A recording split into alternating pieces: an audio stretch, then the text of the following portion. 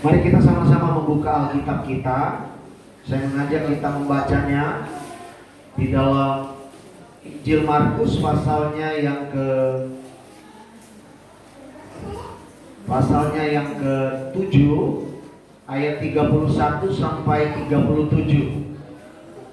Injil Markus pasalnya yang ke-7 ayat 31 sampai dengan ayat 37. Dengan perikop pembacaan, Yesus menyembuhkan seorang tuli. Bila sudah menemukan, kita akan membaca berbalas-balasan. Saya mulai ayat 31, Bapak Ibu selanjutnya 32. Seperti biasa kita bersama-sama di ayat terakhir kita baca 37. Saya mulai ayat 31. Kemudian Yesus meninggalkan pula daerah Tirus dan dengan melalui Sidon pergi ke Danau Galilea di tengah-tengah daerah Dekapolis.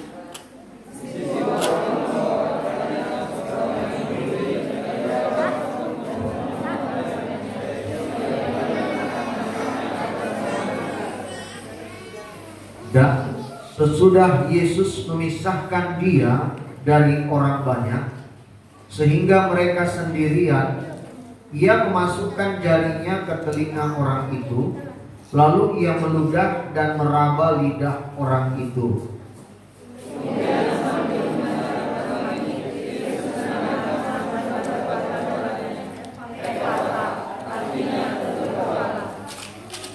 Maka terbukalah telinga orang itu dan seketika itu terlepas pulalah pengikat lidahnya, lalu ia berkata-kata dengan baik.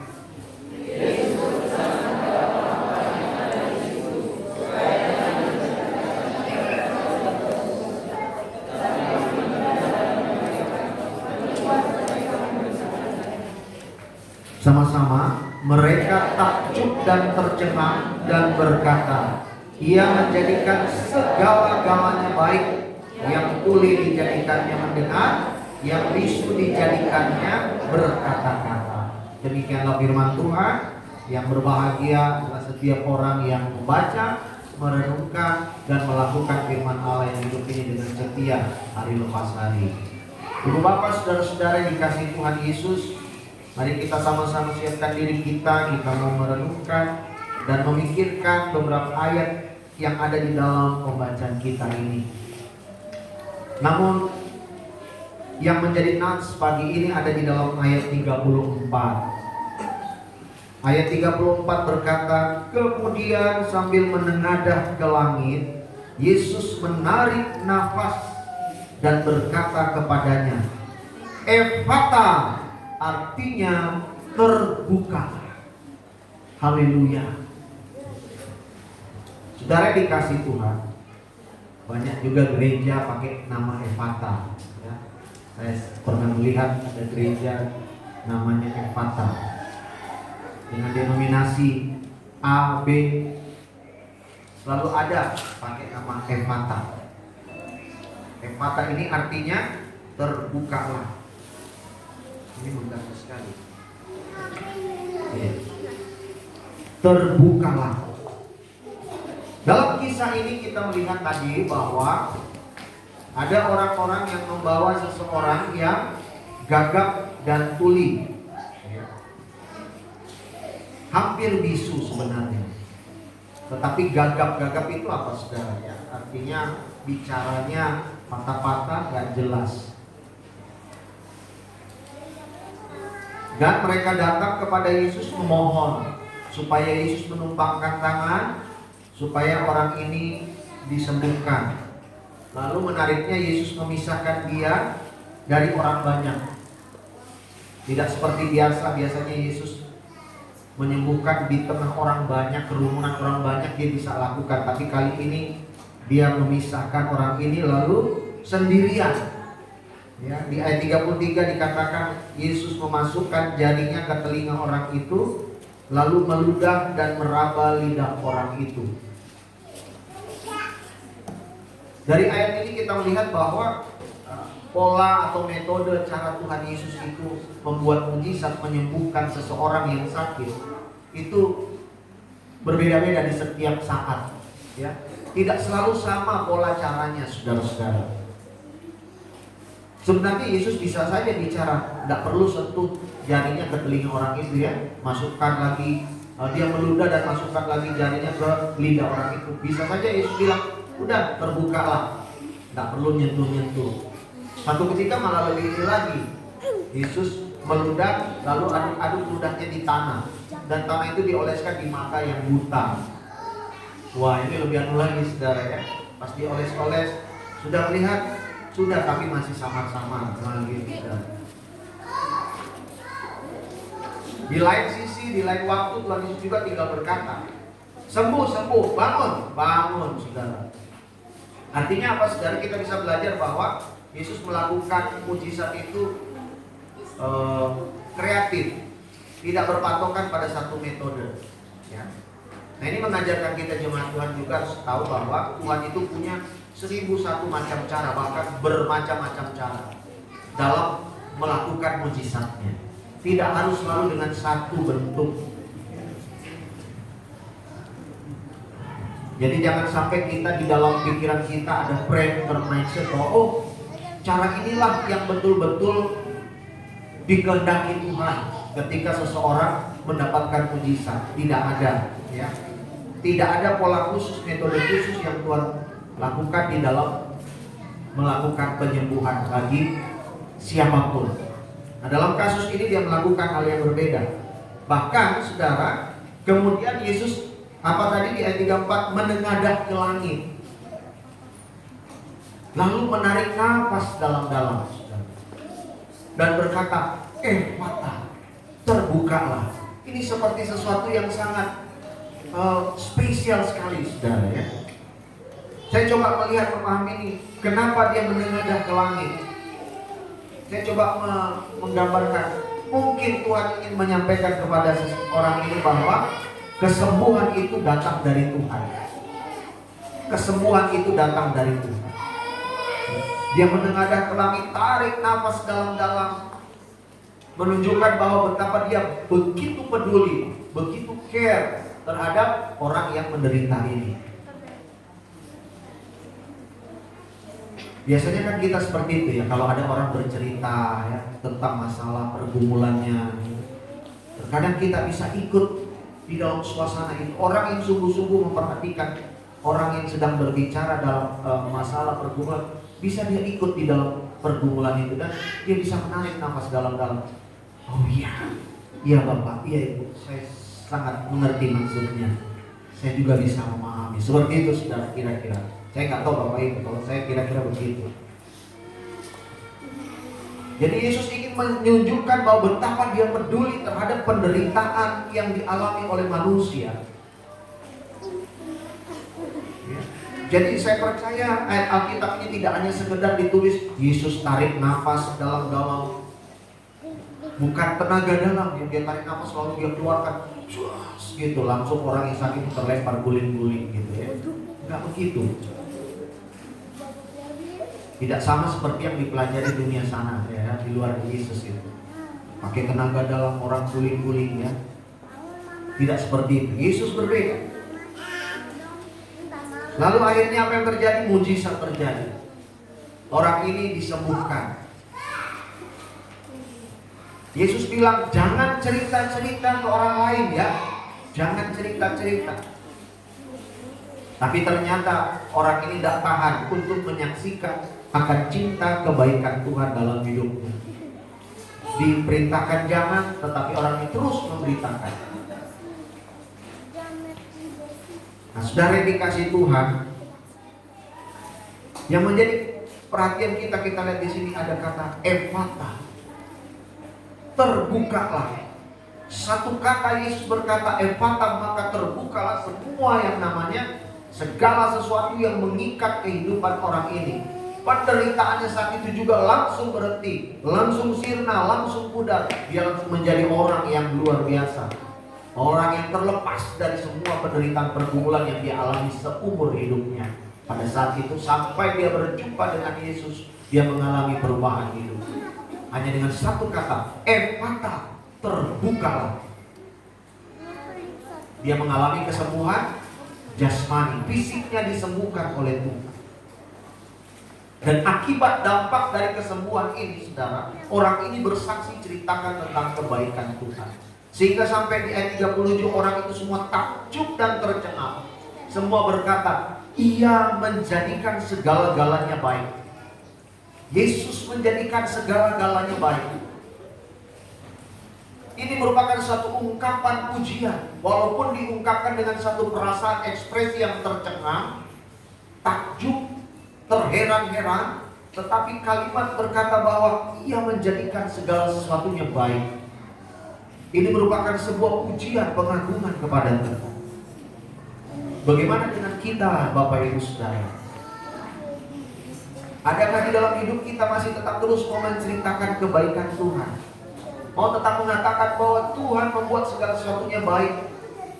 Sekalipun mungkin saat ini kondisi hidup yang kita alami, realitasnya mungkin masih kurang membaik. Bahkan mungkin kita nggak tahu, sepertinya kok tidak ada perubahan baiknya itu, saudara. Ini menjadi sebuah tantangan buat kita, tantangan iman. Bagaimana kita tetap terus melihat segala sesuatu itu tetap baik, karena Tuhan itu menjadikan semuanya baik. Di mana ada Yesus pasti ada baik, sesuatu yang baik. Pasti terjadi sebuah perubahan, dan perubahan itu mendatangkan kebaikan. Dan itu bisa dirasakan, dilihat, dan dialami oleh semua orang yang menyaksikan peristiwa itu, saudara. Pesan yang pertama yang mau kita lihat, pelajari buat Bapak Ibu Saudara, bahwa marilah dimanapun kita berada, saudara dan saya adalah gereja. Kita dipanggil untuk apa? Untuk menghadirkan Yesus di mana saudara dan saya ditempatkan. Kenapa? Karena di dalam Yesus pasti ada kebaikan. Amin. Tugas Bapak Ibu Saudara dan saya, dimanapun kita ditempatkan, dalam kapasitas apapun kita di tempat ini khususnya, biarlah orang melihat takjub, tercengang karena ada Yesus di dalam diri saudara dan saya. Dan itu dibuktikan terjadi sebuah perubahan. Itu dibuktikan terjadi sebuah peristiwa di mana saudara dan saya hadir. Terjadi perubahan demi perubahan, bertahap demi tahap. Ada kebaikan-kebaikan. Orang kali, oh luar biasa ini orang-orang Kristen. Lihat bahwa ternyata di dalam mereka hidup, bergaul, berelasi, berkomunikasi, di dalam mereka melaksanakan tugas tanggung jawabnya, membawa perubahan-perubahan yang baik. Itu luar biasa. Inilah panggilan kita yang pertama. Gereja Tuhan, saudara dan saya harus seperti Yesus. Mungkin kita tidak seperti Yesus bisa berkata, ephata, terjadi langsung mujizat lewat mulut kita. Tetapi Tuhan mau lewat hidup saudara dan saya, kita menjadi mujizat itu sendiri. Dimanapun saudara dan saya berada, ada ephata, terbuka semua belenggu-belenggu yang mengikat, yang membuat manusia banyak mengalami penderitaan, pergumulan, bahkan membuka semua yang menghambat, yang tersumbat, yang membuat gerak langkah kita terbatas, yang membuat suasana tempat di mana kita ada mengalami satu tekanan kondisi yang tidak enak, saudara. Tugas kita gereja Tuhan, Bapak Ibu jemaat Tuhan di tempat ini, membuat semua itu menjadi ephata, terbuka. Kita dipanggil untuk membuka belenggu-belenggu yang ada di mana saudara dan saya berada. Supaya apa? Lingkungan di mana kita berada itu menjadi tempat di mana orang melihat sungguh baik tempat ini. Inilah panggilan kita, saudara, sebagai apapun Bapak Ibu Saudara. Ya. Tugas kita sama. Jabatan kita boleh berbeda di tempat ini, tetapi tugas kita sebagai orang percaya sama. Dan itu tidak pernah berubah. Itulah amanat agung yang Tuhan berikan buat kita semua. Tidak ada satu pengecuali pun. Siapapun saudara dan saya di tempat ini, kita dipanggil untuk bergandeng tangan, membawa yang namanya ephata. Di mana? Di sini. Supaya di tempat ini segala belenggu-belenggu kelaliman, belenggu-belenggu kegelapan yang mengikat banyak orang, yang mengikat lingkungan ini, itu semua dilepaskan, dibongkar habis oleh Kristus yang ada di dalam saudara dan saya.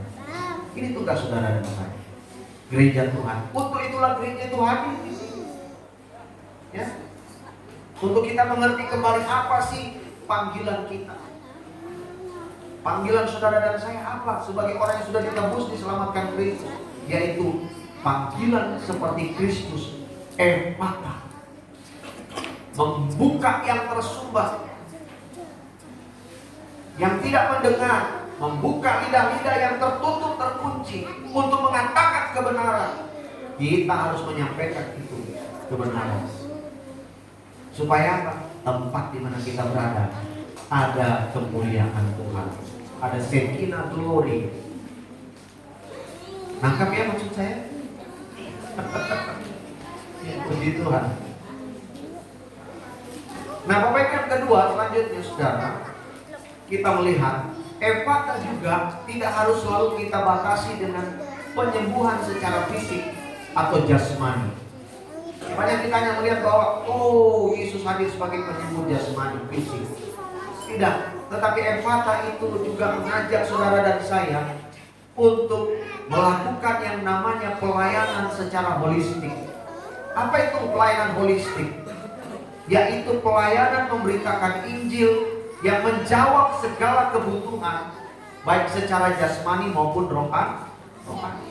Nah, pelayanan kesembuhan secara rohani jasmani tidak harus misalnya buta melihat, tuli mendengar, bisu bicara, lumpuh jalan. Bukan itu saja, saudara. Tetapi bagaimana kehadiran saudara dan saya menjawab kebutuhan dunia ini dengan cinta kasih Kristus yang dinyatakan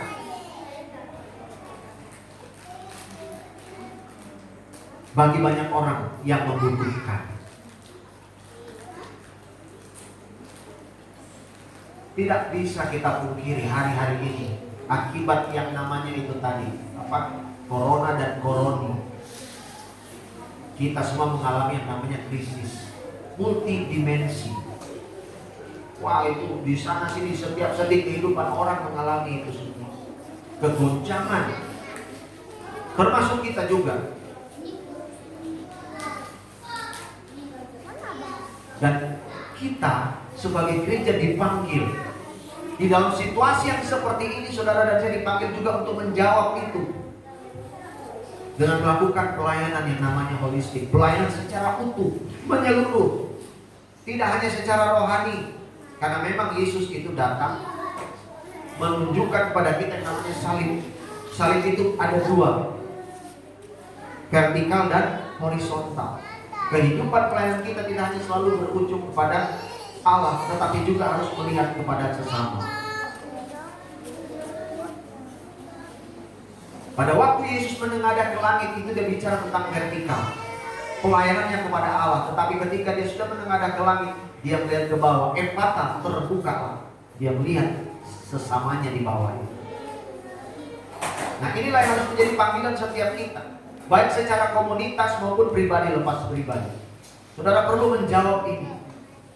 Panggilan surgawi ini untuk kita hadir di sana, supaya banyak orang yang terlepas dari belenggu-belenggu itu. Kita melakukan pelayanan sosial setahun sekali. Setiap tahun kita melakukan itu.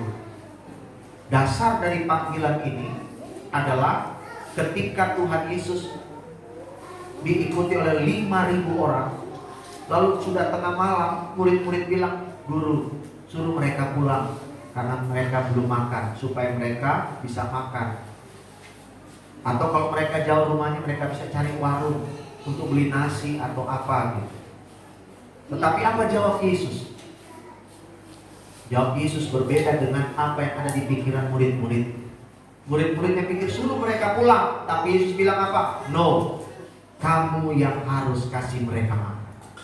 Wah, ini kan luar biasa ya. Ini menunjukkan bahwa Yesus mau melakukan pelayanan itu secara holistik, menyeluruh, utuh. Tidak hanya menyentuh kerohanian, karena Yesus diikuti orang banyak karena mereka melihat Yesus melakukan mujizat, Yesus mengajar, menyampaikan firman Allah. Lalu setelah itu orang banyak disuruh pulang pada dalam keadaan yang lapar. Yesus bilang, kamu yang harus beri mereka makan. Tapi yang ada pada kami tidak punya apa-apa ini. Coba cari dulu. Akhirnya ketemu 5 roti 2 ikan. Cuman ini guru, cuman ini Tuhan. Udah bawa sini. Lalu apa? Yesus berdoa memberkatinya. 5 roti 2 ikan. Kasih makan berapa orang? Betul. 5.000 orang. Itu yang tertulis. Yang dicatatkan laki-lakinya. Ya loh. Kalau setiap laki 5.000 punya istri, berapa? Jadi 10. Pasangan suami istri ini punya 1 anak. Jadi berapa? 15.000. Oh, banyak loh Bapak Ibu, 15.000 kasih makan orang. Kita dulu juga waktu Natal gimana itu ya? Dananya tidak cukup, tapi kita kasih makan 700 orang. Wow, keren. Saya juga sudah takut gemetar ini. Khawatir, ini bisa kasih makan nggak? Di luar ekspektasi kita. Dana segini lalu kita yang datang ternyata maunya cuma 200-300. Yang datang berapa? 700 ya. Kok tahu ya? Dari piringnya Pak, yang dicuci. 700, saya kaget. Waduh, Tuhan luar biasa. Itu sudah dahsyat. Tuhan cukupkan. Bahkan apa? Sisa 12 bakul. Nah kita waktu Natal itu sisa berapa? Habis kita bawa pulang juga. Iya kan? Jadi itu kita lihat bahwa betapa pengalaman bersama dengan Tuhan itu luar biasa. Jadi memang hukum yang Tuhan bilang, kalau kita mau diberkati Tuhan, kita harus juga mau memberkati. Dengan segala yang ada. Gak mungkin tapi waktu kita datang bawa pada Tuhan seperti Tuhan 5 roti 2 ikan, dia berdoa, dia berkati. Kita gak tahu gimana kok bisa itu. Mungkin kalau zaman itu kita bisa lihat langsung 5 roti tiba-tiba jadi 10. Dengan mata, audio, dengan visual langsung kita bisa lihat. Tapi ini kita bisa lihat, cukup juga ya. Gak nyangka loh.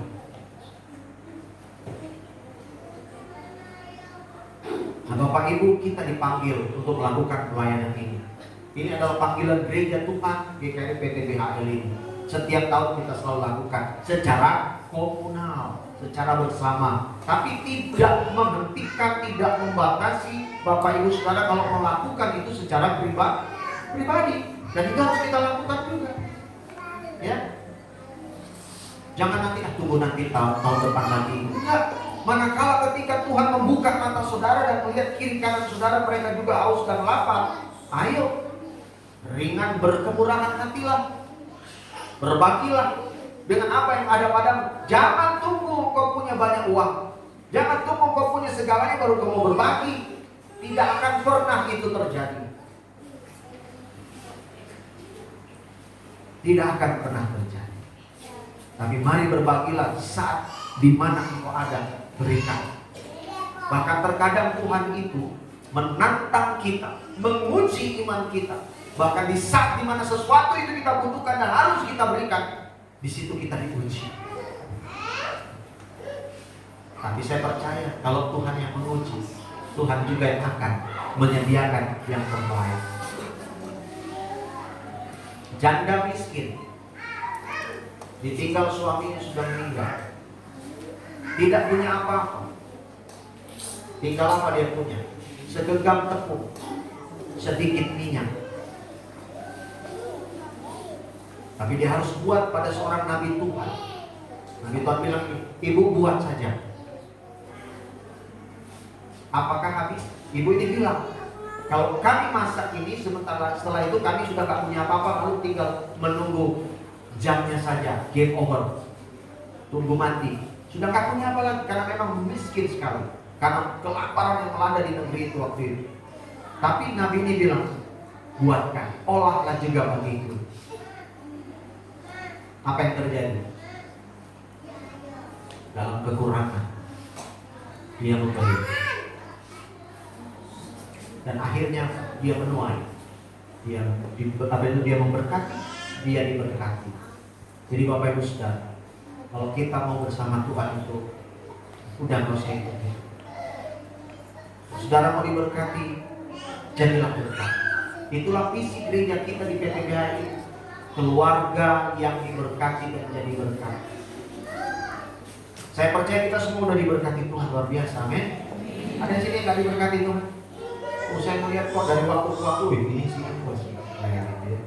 sudah diberkati itu. Tapi saya beritahu, berkat itu tidak harus bicara materi, sehat apa segalanya sebenarnya. Itu juga berkat yang luar biasa. Tetapi mari sekarang kita menjawab panggilan ini, panggilan secara holistik ini. Kita akan turun, kami akan membawa, mengantar benih-benih berkat yang Bapak Ibu taburkan.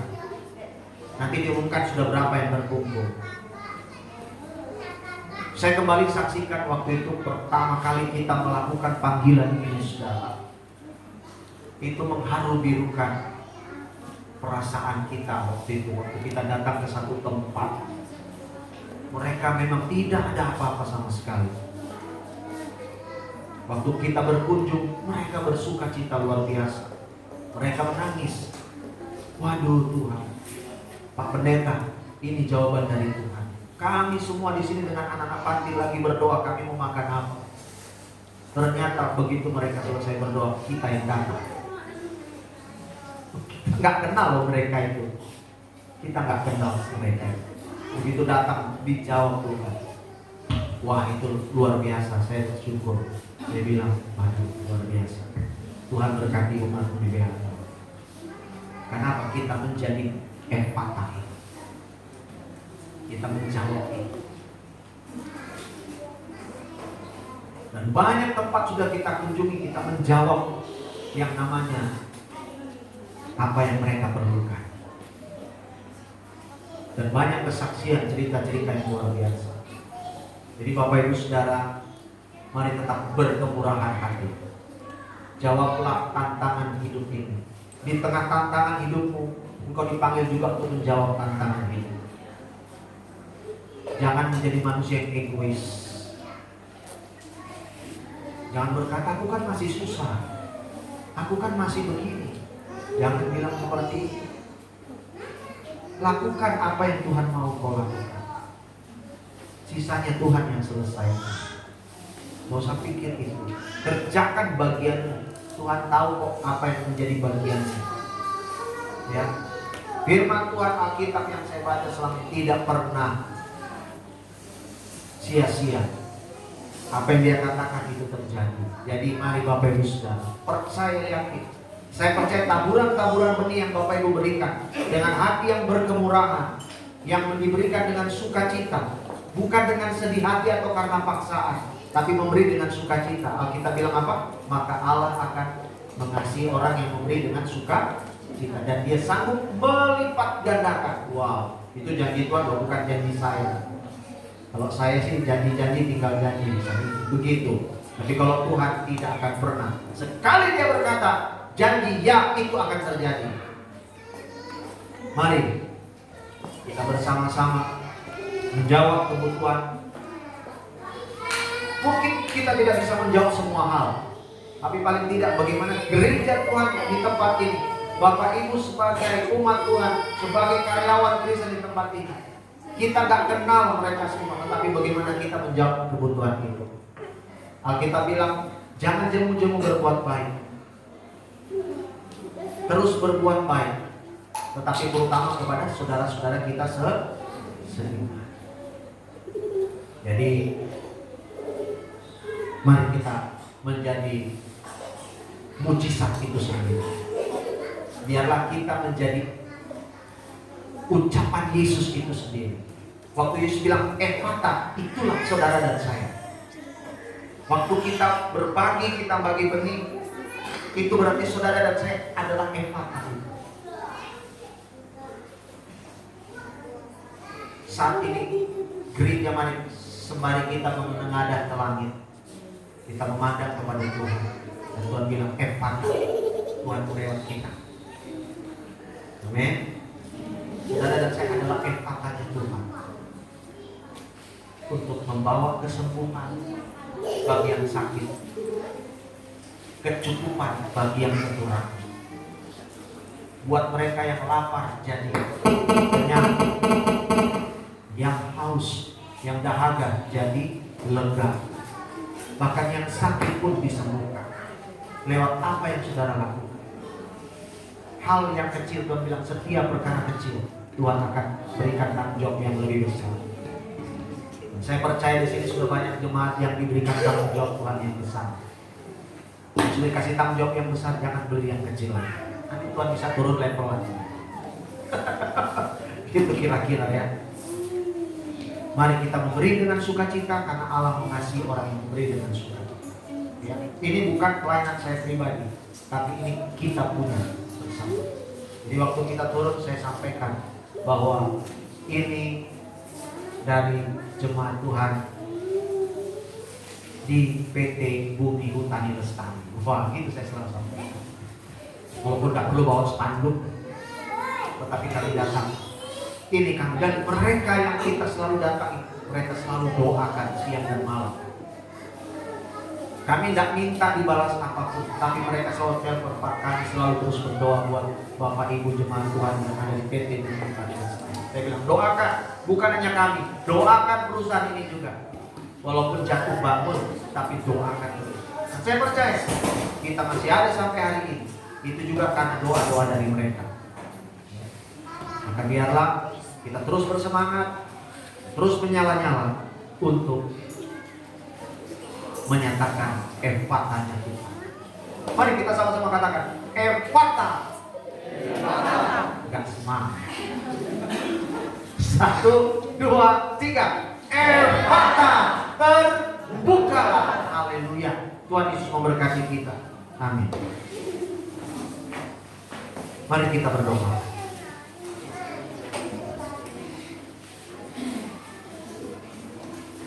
Engkau yang berkata efata 2000 tahun yang lalu, dan saat kata-kata yang indah, yang dahsyat ini Engkau ucapkan, maka terjadi kelepasan, terjadi mujizat, terjadi kehidupan yang telah mati dihidupkan kembali. Mereka yang lapar dikenyangkan, mereka yang haus dilegakan, mereka yang kekurangan dicukupkan, yang sakit disembuhkan, yang terikat terbelenggu dimerdekakan. Dan sekarang kami ada saat ini ya Tuhan, sebagai umat tebusan, umat yang telah mengalami efata dari-Mu. Maka biarlah hidup kami Tuhan Kau pakai menjadi efata untuk menjawab setiap pergumulan sesama kami. Tidak hanya di tempat ini, tapi dimanapun Tuhan percayakan kami. Terima kasih Tuhan. Ajarlah kami Bapa untuk menjadi seperti Engkau, meneladani Engkau, memiliki hati yang berkemurahan, hati yang tidak egois, hati yang mau berbagi. Sekalipun mungkin kami juga sedang berada di dalam pergumulan yang sama, tapi biarlah Tuhan kami tetap terus belajar menabur benih di dalam kekurangan kami. Terima kasih Tuhan, terima kasih. Dan biarlah kami kembalikan bagi kemuliaan-Mu. Kami rindu Bapa, lewat kehidupan kami banyak orang boleh berkata bahwa Engkau Yesus melakukan segala-galanya menjadi baik. Lewat hidup kami Tuhan, lewat hidup umat-Mu Tuhan, banyak orang boleh menemukan Tuhan di dalam hidup mereka. Terima kasih untuk pelayanan yang Tuhan sudah taruh di dalam gereja-Mu, menjadi jantung yang terus berdetak, yang terus memanggil kami untuk mendengarkan suara-suara yang membutuhkan, suara-suara yang sedang menangis, menjerit karena berbagai peristiwa pergumulan yang sedang melanda yang tidak mampu mereka hadapi sendiri. Maka jadikan kami kawan yang sejati itu, sebagaimana Kau Yesus telah menjadi kawan sejati bagi kami. Jadikan kami kawan yang sejati juga bagi mereka. Mungkin kami tidak bisa menjawab pergumulan banyak orang, tapi paling tidak Tuhan, ketika Engkau menunjukkan di mana kami mau berbagi, biarlah itu menyembuhkan, menjawab setiap pergumulan hidup mereka, menyembuhkan yang sakit, yang luka. Terima kasih Tuhan, terima kasih. Kami bersyukur, dan biarlah pelayanan ini Tuhan tetap terus berjalan berlanjut tahun ini dan tahun-tahun berikutnya yang Tuhan anugerahkan, sehingga kami boleh melakukan pelayanan secara holistik, yaitu memberitakan Injil secara utuh menyeluruh, yaitu Injil yang menjawab kebutuhan baik secara jasmani maupun rohani. Terima kasih Tuhan Yesus, terima kasih. Bapa yang baik, saat ini akan ada orang-orang tua yang mau membawa anak-anak mereka datang kepada Tuhan untuk menerima sakramen baptisan.